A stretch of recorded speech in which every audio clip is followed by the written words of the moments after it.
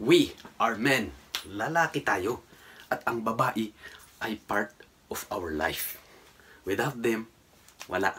Parang hindi kompleto. Tama ba? So lalo na ikaw, tol, kung nanliligaw ka pa lang or may asawa ka na. So ang topic natin ngayon, ito yung part ng isang relationship. Or kung ikaw ay nanliligaw, pwede mo tong gamitin. Punchline. O yung words. Words, pananalita. Pero ang topic natin is all about pagpupuri. So before we start that, paano ba ma-inlove ang mga babae? Sige nga tol, kung alam mo.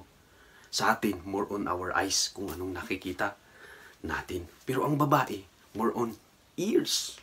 Kung anong naririnig nila, doon sila nai-inlove. Proven po na yan, na-study na po yan. At totoo naman na ang babae, nahuhulog sa kanilang tainga. Unlike sa ating men, sa mata. So before, kung ibibigay itong mga punchline, mga salita, pero hindi to basta-basta, effective to tol, effective to. It's been studied na mabagsik talaga to, nakaka-inlove sa mga babae. But when it comes to words, ito naman, mag-ingat-ingat kayo gentlemen. Kasi kung gaano kasarap ka magsalita, at ni-reverse mo yun, binaliktad mo, ginawa mong pagmumura, negative na pananalita, nakakasakit po yan sa kapwa mo. Hindi lang sa babae, ganun din po sa lalaki. Lalo na kung below the belt na tinatawag nila. Nabanggit din po yan sa Biblia na ang words is described as a sword, two-edged sword. Magkabilang tulis niya, kaya nakakasugat talaga po ang pananalita.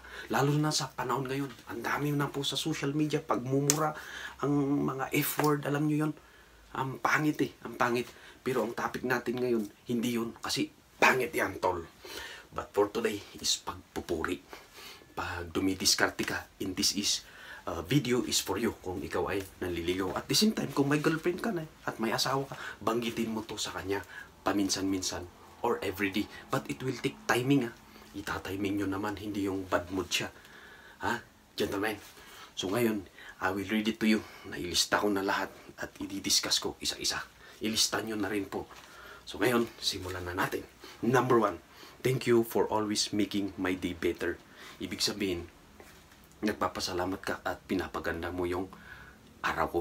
Salamat sa iyo. Ayun lang. Napakaiksi. Thank you for always making my day better. It means pinapalabas mo na naiisip mo siya.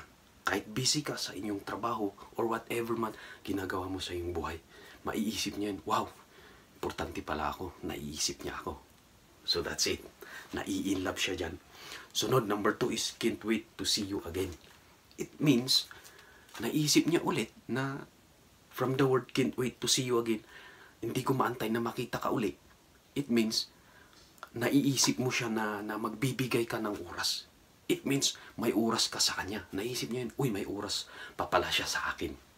So yun, nakaka-inlove ulit yun sa mga babae.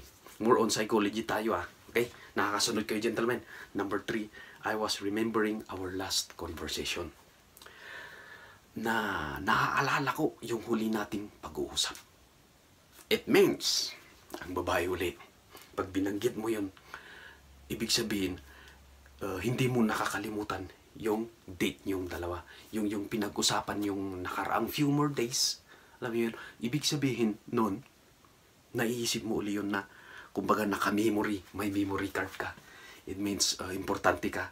Importante siya sa'yo. So, nai-love na naman yung babae dyan. Okay? Sunod is, number 4, a quick note to remind you, you are wonderful. In short, parang reminder na napakaganda ka pong kasama. You are wonderful.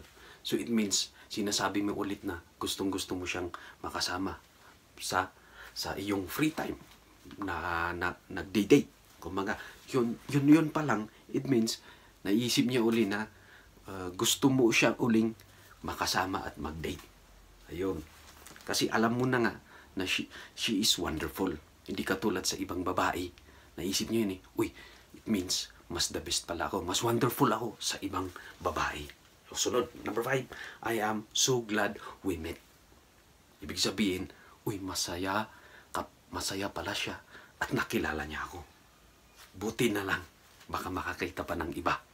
That's it. Yun ang naisip ng babae. So, ibig sabihin, kursunada mo siya at mas lalalo siyang magkakagusto rin sa'yo. Bakit? Kasi nga, yun nga, napili mo siya eh. Alam niya na yun. Sunod is, you understand me better than anyone. Naiintindihan mo ako the best kumpara sa ibang babae. Yun yung nasa isip niya. So it means, siya lang ang nakakaintindi sa'yo. Siya lang ang the best para sa'yo. So ibig sabihin, parang pinupromote mo siya na siya ang number one, siya ang the best. Walang makakatalo. So magiging happy na naman yung babae niyan. Kasi nabanggit mo na siya lang ang nakakaintindi sa'yo. 7, woke up smiling and you are the reason. Parang pagkagigising mo sa umaga, it means, paggigising mo sa umaga, siya yung naisip mo, mas lalong mai-inlove yan. Bakit? Kasi priority mo siya eh. Umagang-umaga, imagine, siya ang naisip mo. So magiging happy-happy na naman yan. Mapupulin love yan. Through ears going through the heart. Sabi nga, titibok ang puso yung dalagang yan. Sinusulat mo pa ba? Ito na, malapit na tayo. Sige, to the last, hope your day is as bright as your smile. Ibig sabihin, parang inaalalayan mo siya kahit pagod siya sa trabaho, sa school, or whatsoever man ang ginagawa niya sa kanyang buhay. Na pinapakita mo na siya ay, you care about her. Na kahit pagod na pagod siya, andun ka pa rin nagpapangiti at umaalalay sa kanyang araw. Magandang araw. At napagdaanan sa oras na yan. And lastly, you crossed my mind and made me smile as always. Almost the same to sa nabanggit kanina na parang ganito, napapangiti ako dahil ikaw ang nasa isip ko.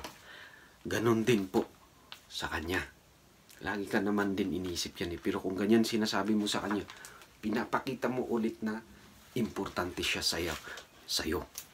Ang babae kasi, huwag mong ipahalata na hindi siya importante, hindi mo siya na iniisip sa araw-araw na buhay mo. Gentlemen, huwag kayong masyadong busy-busy. Magbigay kayo ng atensyon. Atensyon lang naman talaga ang gusto ng babae. Yan ang sikreto, tol. Yung atensyon mo sa kanya, ibigay mo. Kasi that's the reason why ang babae nag-cheat. Hindi, proven po yan, gentlemen. Nag-cheat ang babae, naglalalaki ang babae because of your attention. Tinatalikuran mo siya eh. Hindi ka nagbibigay ng attention. So, dapat harap. Ibigay mo yung attention mo, yung focus mo at yung isip mo. Kahit busy ka pa, magbigay ka pa rin ng mga time na ganyan. Kagaya nitong punchline. Banggitin nyo ang mga yan, gentlemen. So, hopefully gentlemen, may natutunan kayo dito. At ngayon, yun nga, nasabi ko yung sikreto. It's all about attention. Kasi ang babae, attention seeker yan. So, in short, in lastly, bonus, sabihin nyo na mahal nyo siya. I love you. Kung asawa mo yan, girlfriend mo, sabihin mong mahal mo siya. Paminsan-minsan. Hindi yung, kaya ang pagsabi rin ng I love you is timing. At the same time, pag asawa mo naman yan, anytime mo sabihin yan. So, always see the word, I love you. So, that's it, gentlemen. That's it. So, hopefully, may natutunan ka dito. Sunod ulit, tol. Salamat sa panunod at pagsusubaybay. Thank you very much and Happy New Year. Wow!